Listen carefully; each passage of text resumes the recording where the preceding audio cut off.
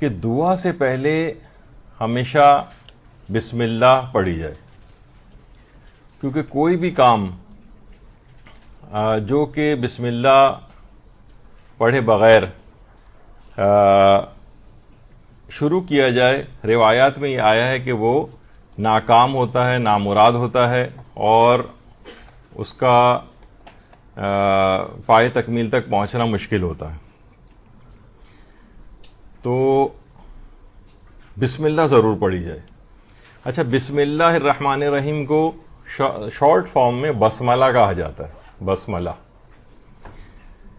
یعنی اس حد تک اتنی عام چیز ہے کہ جب تعلیم دین کی کسی کی بھی ابتدا ہوتی ہے، بچے کی جب رسم بسم اللہ ہوتی ہے، جو کہ ہمارے یہاں ایک رسم کے طور پر بھی ہے، تو روایت میں یہ بات آئی ہے کہ معلم جس وقت بچے سے کہتا ہے کہ کہو بسم اللہ الرحمن الرحیم، تو پروردگار عالم اس معلم کو، اس بچے کے والدین کو اور اس بچے کو جہنم کی آگ سے آزادی کا پروانہ لکھ دیتا ہے۔ تو دعا کرنے سے بھی پہلے ہر وہ چیز کہ جس کی شروع میں بسم اللہ پڑھ دی جائے، وہ کام ضرور پائے تکمیل تک پہنچتا ہے۔ اچھا، کچھ موارد ایسے ہیں جس میں خاص طور پر بسم اللہ الرحمن الرحیم کہنے کی الگ سے تاکید ہے۔ مثلا کھانا کھاتے وقت بعض حکایتوں میں ملتا ہے کہ ہمارے کچھ علماء ایسے تھے، جیسے ابن طاؤس وغیرہ، جو کہ مثلا اگر کھانے پہ کئی ڈشز ہیں تو ہمارے ہاں تو عام طور پہ یہی رائج ہے نا کہ بس ایک دفعہ شروع میں بسم اللہ الرحمن الرحیم کہہ دیتے ہیں۔ وہ ہر ڈش سے لیتے وقت بسم اللہ الگ سے کہتے تھے، بلکہ بعض کے متعلق تو ملتا ہے حکایتوں میں کہ وہ ہر لقمے سے پہلے بھی بسم اللہ کہتے تھے۔ تو کھانے کھاتے وقت کس کی بڑی تاکید ہے؟ بسملہ پڑھنے کی۔ اس کے علاوہ مثلا اگر خط کسی کو لکھا جائے، اس کے اندر کافی تاکید آئی ہے، یا انسان جس وقت سونے جا رہا ہو اس وقت بسم اللہ الرحمن الرحیم پڑھ کر سوئے، اور کسی جگہ اگر جا رہا ہو تو جاتے وقت بسم اللہ پڑھے، کسی جگہ سے آ رہا ہو تو بسم اللہ۔ اور پیغمبر اکرم صلی اللہ علیہ وآلہ وسلم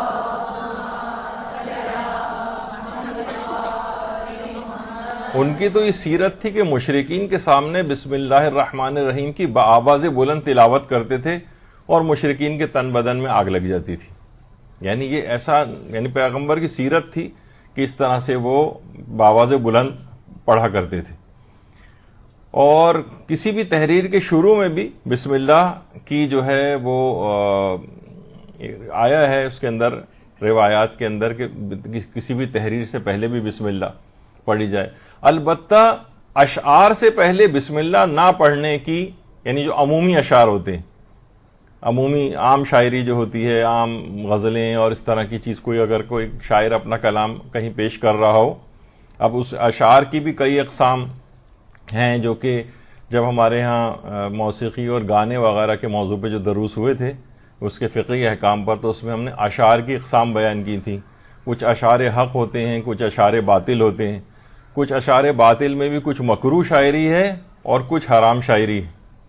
مکروہ، اچھا، جو اشعار حق ہیں وہ بھی شب جمعہ ان کی کراہیت ہے۔ اب اشعار حق سے کیا مراد ہے، یعنی کہ تفصیل تھی بڑی دلچسپ۔ تو بہرحال لیکن جو عمومی جو غزلی اشعار ہیں اس سے پہلے بسم اللہ کی تاکید نہیں۔ اور اسلام کے اندر ایک الگ سے یعنی ثقافت کا ایک عنوان ہے کہ شروع سے ہی بسم اللہ الرحمن الرحیم کو بہت خوش خط لکھنے کی ترغیب جو ہے اس لحاظ سے دلائی گئی ہے۔ اور مقابلے ہوتے ہیں، عام طور پر ایران میں مقابلے ہوتے ہیں کہ بسم اللہ کون کتنی خوش خط لکھے گا۔ اور ہر کام سے پہلے ایک روایت ملتی ہے کہ ابن عباس ایک دفعہ حضرت امیر المومنین علی ابن ابی طالب علیہ الصلوۃ والسلام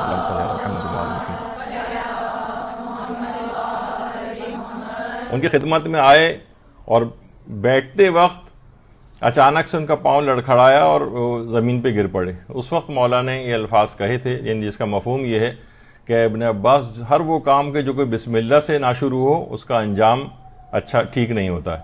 یعنی ہمیشہ اب جو بھی دعا بھی اگر آپ بسم اللہ الرحمن الرحیم سے شروع کریں گی، جو کہ ہمارے ہاں اتنا رائج نہیں، تو اس کو رائج کرنا چاہیے. اگر اس کی ابتدا بسم اللہ سے ہوگی تو انشاءاللہ وہ دعا ضرور قبول ہوگی، کیونکہ روایات میں ہے کہ وہ کام ضرور پائے تکمیل تک پہنچتا ہے جس کی ابتدا بسم اللہ سے کی جاتی ہے. بسم اللہ الرحمن الرحیم کی فضیلت پہ یہاں پر ایک درس بھی ہو چکا ہے مدرسے میں، وہ بھی انٹرنیٹ پہ اس کی تفصیل دیکھی جا سکتی ہے. پیغمبر اکرم صلی اللہ علیہ وآلہ وسلم ارشاد فرماتے ہیں کہ وہ دعا رد ہی نہیں ہوتی جس کے شروع میں بسم اللہ الرحمن الرحیم پڑھا جائے. تو بہت اہم ہے یہ اس لحاظ سے. اگلی شرط یہ ہے دعا قبول کروانے کے لحاظ سے کہ دعا جو ہے وہ تضرع، رونے اور اعتراف گناہ کے بعد ہونی چاہیے. یعنی ایک تو ہوتا ہے بالکل ایک روکھے پھیکے طریقے سے، جس طریقے سے یعنی عام طور پر دعا کی جاتی ہے، لیکن اسی میں اگر رویا جائے، اسی میں گڑ گڑایا جائے، آہوزاری کی جائے. ہمارے کتنے ایسے علماء گزرے ہیں جو کہ دینی طالب علموں کو باقاعدہ اس بات کی نصیحت کرتے تھے، بلکہ ایک دفعہ تو درس دینا موقوف کر دیا تھا ایک بہت بڑے عالم دین نے، کہ جب میں ہاسٹل میں جہاں پہ طالب علموں کی رہائش ہوتی ہے، وہ رات کے وقت وہاں پر آتے تھے اور کہتے تھے اگر تمہارے کمروں سے مجھے گریا و آہوزاری اور مناجات کی آوازیں نہیں اگر آئیں تو تم لوگ اس قابل نہیں ہو کہ تمہیں درس دیا جائے، میں درس دینا موقوف کرتا ہوں. یہاں تک کہ طالب علم اس بات پہ متوجہ ہوئے اور اس کے بعد رات کے آخری پہر اٹھ کر نماز شب اور اس کے اندر گریا وزاری اور مناجات وغیرہ وہ کرنا شروع کی، تو پھر انہوں نے درس دینا شروع کیا. تو دعا کے اندر ایک تضرع ہونا چاہیے، ایک آہوزاری ہونا چاہیے، رونا ہونا چاہیے، اعتراف گناہ ہونا چاہیے. آپ دیکھتے ہیں نا کہ اعتراف گناہ کے بعد کتنی سہولیات عام عدالتوں سے بھی مل جاتی ہیں کہ بھائی اس نے جو ہے نا اعتراف جرم کر لیا ہے، اب عدالتیں بھی اس کے لیے نسبتاً نرم گوشہ رکھتی ہیں. تو پروردگار عالم کے یہاں بھی ہے کہ اگر اعتراف گناہ انسان کر لے اپنی تقصیروں کا، پروردگار یہ ہو گئے ہیں مجھ سے گناہ لیکن تو ان کو معاف کرنے والا ہے، اس میں روئے گڑ گڑائے، تو وہ ایسی دعائیں بہت جلدی قبول ہوتی ہیں. تو دعا تضرع، رونے اور اعتراف گناہ کے بعد ہو. اور یہ بھی پیغمبر فرماتے ہیں کہ رقت قلب طاری ہو جائے تو اس وقت دعا مانگنے کو غنیمت جانو، کیونکہ رقت قلب رحمت ہے. رحمت پروردگار برس رہی ہے تمہارے اوپر. اس وقت جو بھی دعا کرو گے وہ دعا ضرور قبول ہوگی. آنکھوں میں آنسو کچھ آ جائے.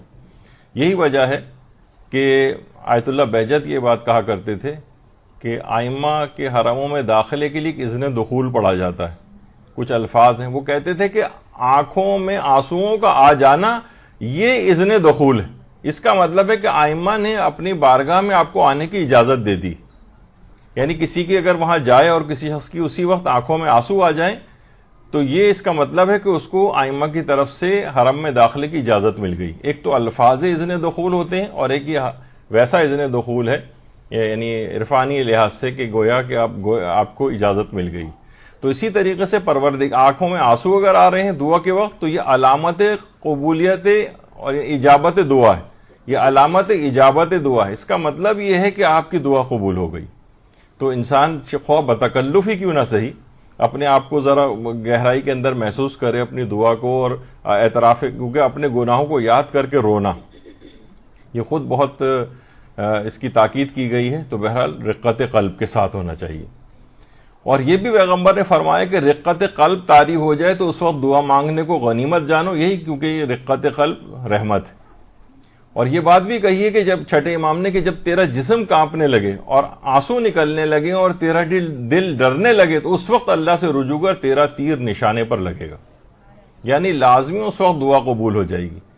تو یہ ایک بہت اہم ہے جس کا روایات کے اندر تذکر آیا کہ دعا کو مانگتے وقت انسان کو چاہیے نہ صرف آنکھوں سے آنسو بلکہ دل بھی اس کا کانپ رہا ہو، جسم بھی اس کا کانپ رہا ہو. یعنی ڈوب کر جب دعا کرے گا تو اسی وقت یہ تمام کیفیات اس کو حاصل ہوں گی. اور روایت میں حضرت امیر المومنین علیہ الصلوۃ والسلام ارشاد فرماتے ہیں کہ دعا کا طریقہ یہ ہے کہ اللہ کی تعریف کی جائے، پھر اپنے گناہوں کا اقرار کیا جائے اور پھر حاجات طلب کی جائے. یعنی اللہ کی تعریف ہونی چاہیے، پہلے اپنے گناہوں کا اقرار ہونا چاہیے، کیونکہ روایت میں ملتا ہے کوئی بندہ اس وقت تک اپنے گناہوں سے باہر نہیں آتا جب تک کہ وہ اپنے گناہوں کا اقرار نہ کر لے. تو ایک ایک گناہ کو اپنے سوچ کر اس کو ہم یہ کرتے ہیں نا عام طور پر کہ اپنی نیکیاں تو بہت یاد رکھتے ہیں، اپنے گناہوں کو بھول جاتے ہیں. اپنے گناہوں کو یاد کیجیے کہ پروردگار فلاں وقت میں نے گناہ کیا تھا، اس کو معاف کر دے، اس کو معاف کر دے، اس کو معاف کر دے. اور پھر اس کے بعد گناہوں کا جب اقرار کر کے دعا مانگے گا تو وہ دعا ضرور قبول ہو جائے گی. روایات میں یہ چیز آئی ہے. پیغمبر اکرم کس طرح سے دعا مانگتے تھے؟ حضرت امام حسین علیہ الصلوۃ والسلام ارشاد فرماتے ہیں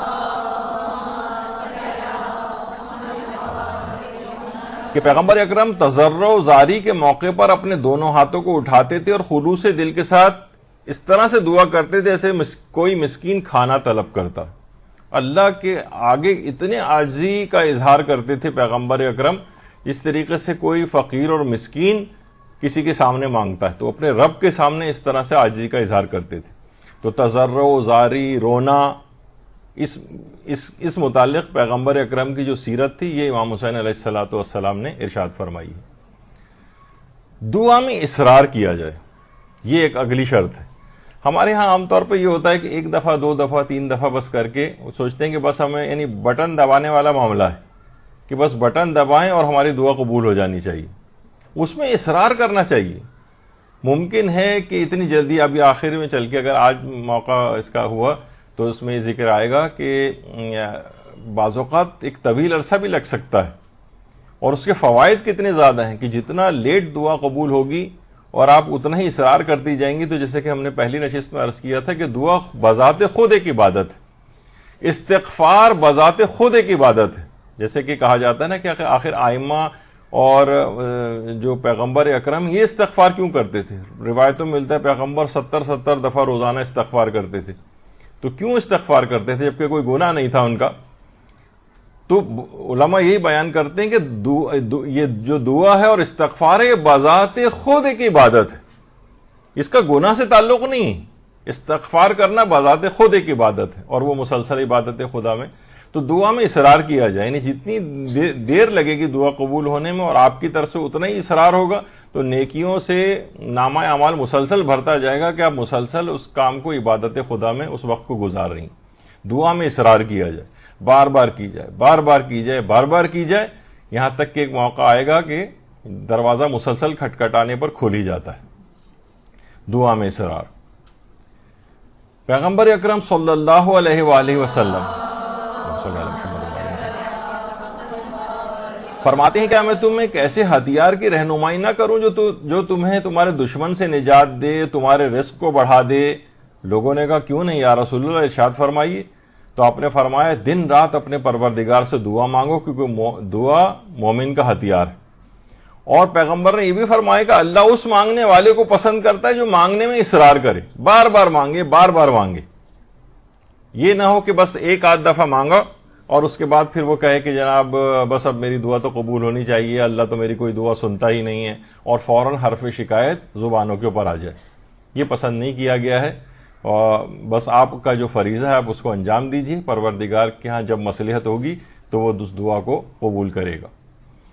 اس کے بعد اگلی شرط یہ ہے کہ دعاؤں سے بے وفائی نہ کی جائے. اچھا یہ کیا ہوتی ہے دعاؤں سے بے وفائی؟ ہمارے ہاں کیا ہوتا ہے کہ مثلا ہم نے اپنی کسی حاجت کے لیے کوئی دعا پڑھنی شروع کی اور وہ حاجت قبول ہو گئی، ہم فوراً اس دعا کو پڑھنا ترک کر دیتے ہیں. یہ دعاؤں سے بے وفائی. وفا کا تقاضا ہی. اچھا اس سے ایک فائدہ ایک اور بھی ہوتا ہے. مثلا اگر وہ دعا جو کہ آپ نے کرنی شروع کی تھی کوئی، کیونکہ مثلا فلاں میں دعائے توسل آپ نے کسی حاجت کے لیے پڑھنا شروع کی اور وہ حاجت آپ کی پوری ہو گئی، اب آپ نے دعائے توسل پڑھنا بند کر دی. حدیث قصہ کسی حاجت کے لیے پڑھنا شروع کی، وہ بند کر دی. نہیں، اس میں دوام رکھیں. اس سے فائدہ ایک یہ ہوگا کہ وہ جو آئی ہوئی نعمت یا جو قبول شدہ دعا ہے اس کا بیمہ ہو جاتا ہے.